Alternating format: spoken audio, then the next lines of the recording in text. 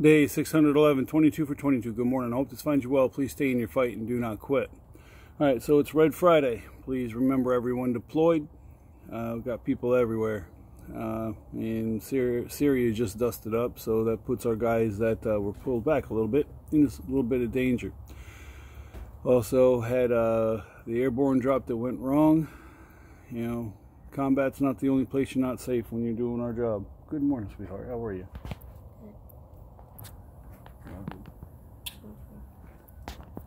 All right, so if you say a prayer, please say a prayer. If you don't, do what you do. All right, so I've been talking about technology and time and how it has changed war and us. So I'm gonna switch gears from being in theater to coming home. So the war is over. You hop on a ship and you have about a month to decompress with your brothers on the way home. Oh wait, that's World War II. You had the magic carpet rides where there was once combat operations ceased, there was a little bit of R&R, there was a little bit of training, and there was a little bit of this and that to handle whatever's going on. Because an armed nation, when they surrender, usually stops fighting, except for that three-man group in Japan or in the Philippines that were Japanese that decided to fight on until one actually finally surrendered in 1974. But normally, in a nation that surrenders in war, stops fighting. So there's a chance to start switching the mentality from combat to that you're not going to have to shoot at anybody anymore. And you get a chance to decompress, you get a chance to relax, you get a chance to come down. What are you doing? What is that? Oh. And then you came up by lottery. And in Europe we were still fighting against we were done fighting in Europe, and then in Japan there was still a war going on. So a lot of these guys were still training because there was a chance their unit was going to get the call to switch to the Pacific Theater to carry the war on to Japan and win that one. But there was a lottery, and it would put together, some of them were units, and then some were just a bunch of a ragtag group of selectees heading home by the thousands on board Liberty ships, convoys of Liberty ships coming home full of our men, ocean liners full of our men and women coming home from the theater, and having that period of time from the end of the war till they got back home and went through separation and got out or went on to their next duty station if they decided to stay in, to decompress and start working on getting their mind in a different place than where they were a few months before, you know, which was, all right, that crowd shooting at me, I got to kill him, or that Jap's got his sights on me, I got to kill him. It becomes a lot different.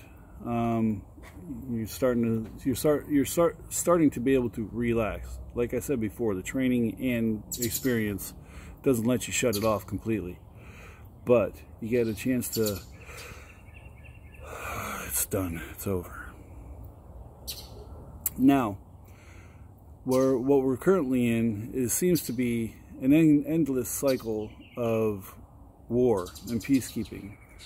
For being a peacetime era up until 2001, there was still a lot going on. You had Korea, Vietnam, Somalia, Panama, the mission in Haiti, which was, you know, trying to help them out after everything happened with what was his name? I can't remember his name. But huh? No. So you're at peace, but you're boots on the ground and occasionally fighting, depending on where you are. The mission to Somalia was a humanitarian mission that turned into a combat mission. You know, you just never know what's going to happen. And then, of course, September 11, 2001 changed everything. We went into Afghanistan October 2001, I think, wasn't it? Yeah, October 2001, went into Afghanistan, and then Iraq in 2003, and then Syria, I think it was 2015, 16.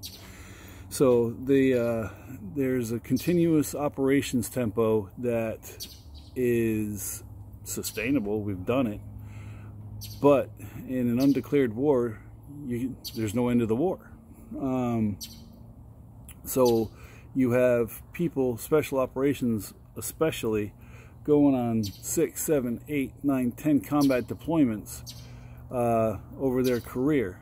Now, that has to mess with the mind, simply because what I said in the first video was your Friday afternoon, you're sitting on your couch, Saturday morning you're getting on a plane, Monday morning you're working on getting into theater and getting into combat. And it's the same way on the way out. I mean, you have a week to a month where you turn equipment in or whatever, and then you're on another plane and you're back home and sitting back on that couch going, what the fuck, where's the threat? You know, it's got to be here somewhere. You know, the mind, there's no chance for the mind to slow down and change gears.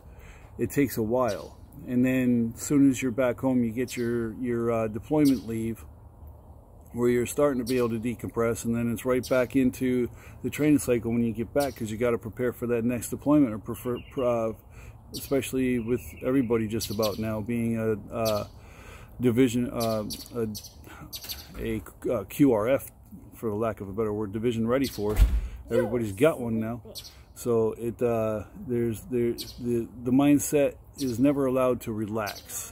And I think that plays a big role in why we see what we see today, because it just doesn't stop. There is no, we're a peacetime army at war, or a peacetime Marines at war, a peacetime Navy at war.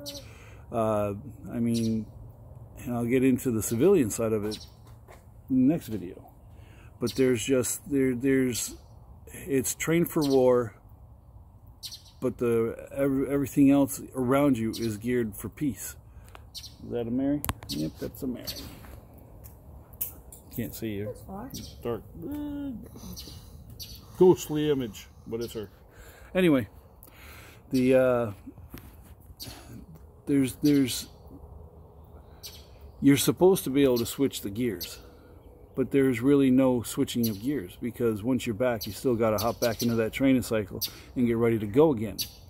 And that's got to play heavily in your mind. You know, you feel safe, but you're training to not be. You're training to be safe, but you're training to go into the situations that are not so safe.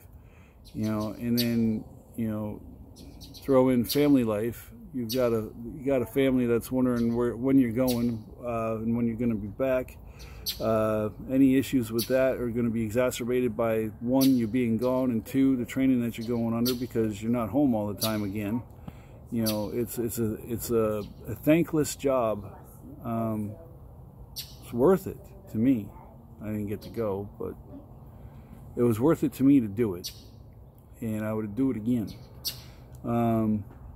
But there's just no rest for the weary. It's just go, and there's no chance to just change the mindset. We got to do that when we get out, and then that's something we have to figure out how to do. All right, so push-ups. Who's gonna do some push-ups? Anybody?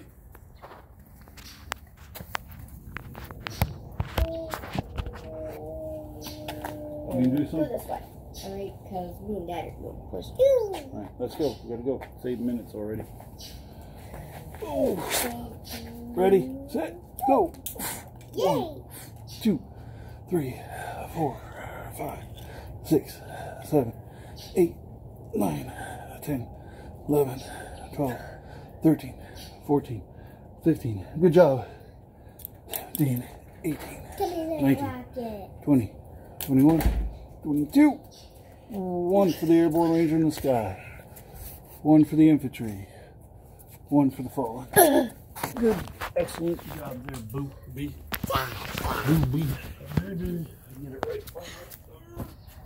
Why did you say boo? Because I messed up.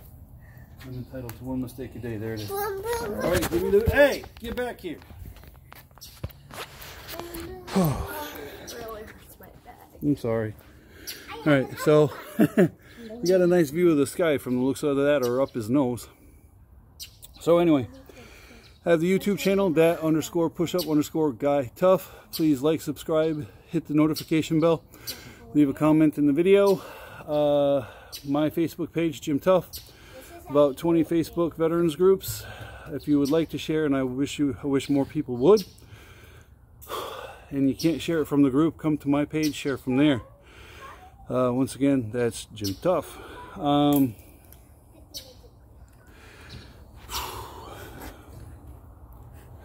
If you need help, seek help. Get it from friends, family, professionals. There is absolutely no shame in seeking help. It's not a sign of weakness, and there should be absolutely no shame in making sure that you stay here for your family and yourself.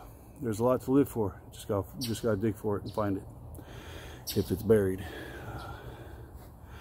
Please do not use suicide as a permanent solution to a temporary or permanent problem. You got this. We'll see you here again Monday.